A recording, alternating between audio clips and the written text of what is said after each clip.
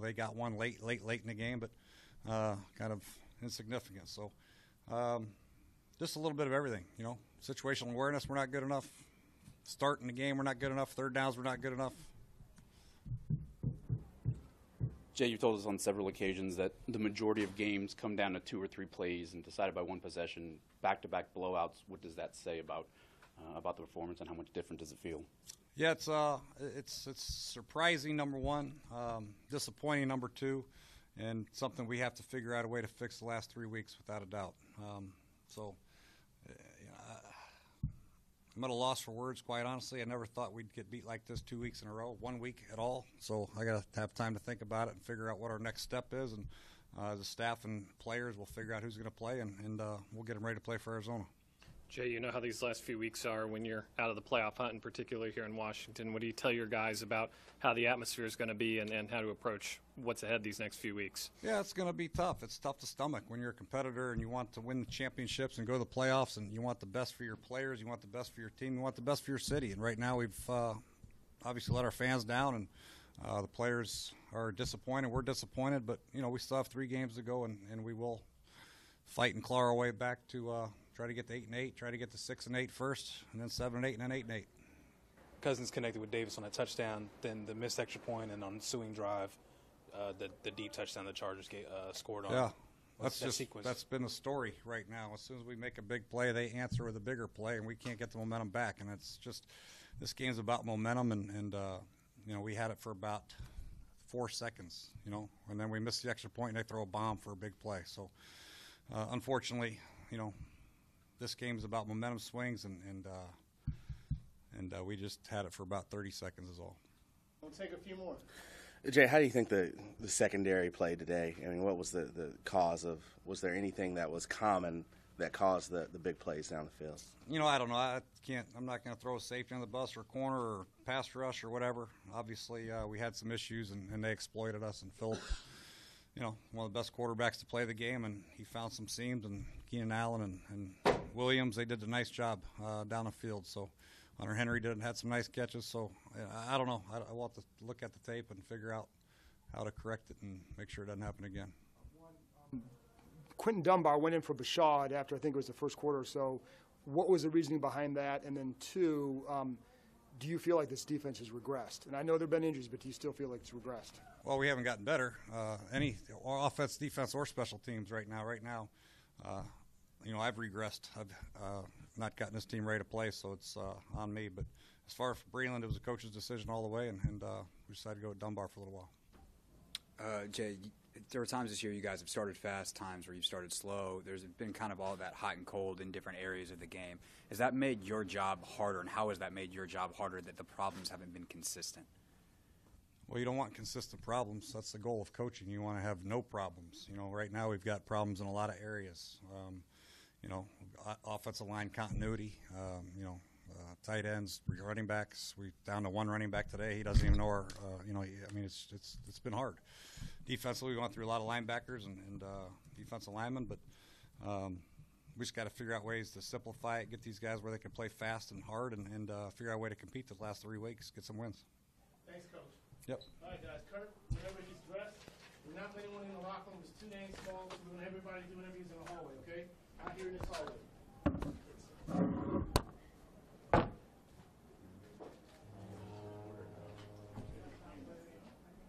You can have it when we're done. Okay. It just needs to sit up here.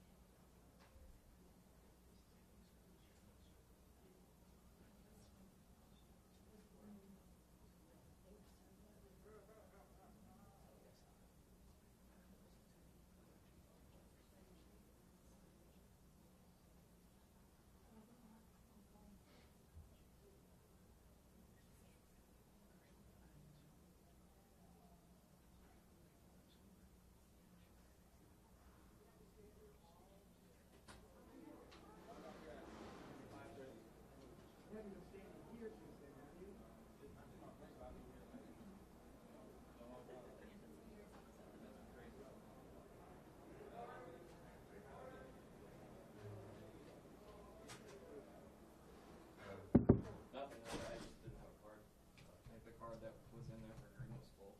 So if I had like gone through to like clear the card, it would show up on the live screen last stream. So I was like, okay, so I get live stream's more important. It didn't. It's not because of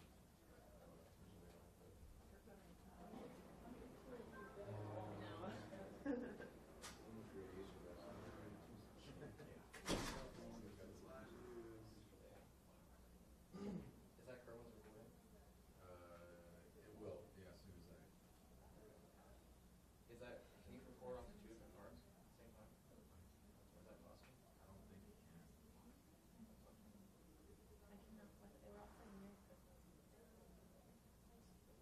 I'm pretty sure you can. I'll just ask. Once you record it on the one, then you can copy it onto the other. You can do that, yeah. I don't know simultaneously. I don't think you can do both. Not sure. Maybe there's a way you gotta go in the menu and convert that, but I'm not 100% sure. And as soon as these presses are done, do you just do it for him? Like you just Say feed it that back? again? As soon as the press conference is done, do you do that? Yeah, that's probably just gonna feed it back, yeah.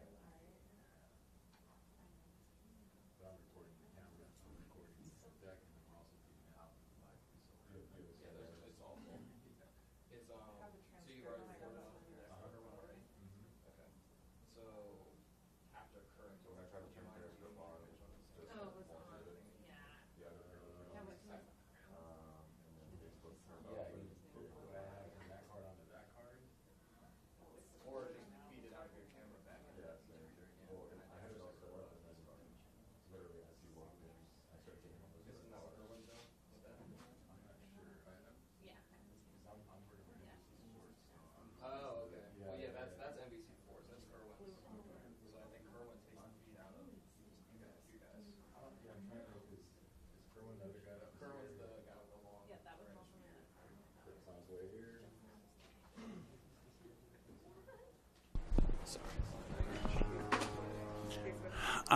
Another, not close loss, another blowout. What's different about the first? So either one or competitive earlier in the year.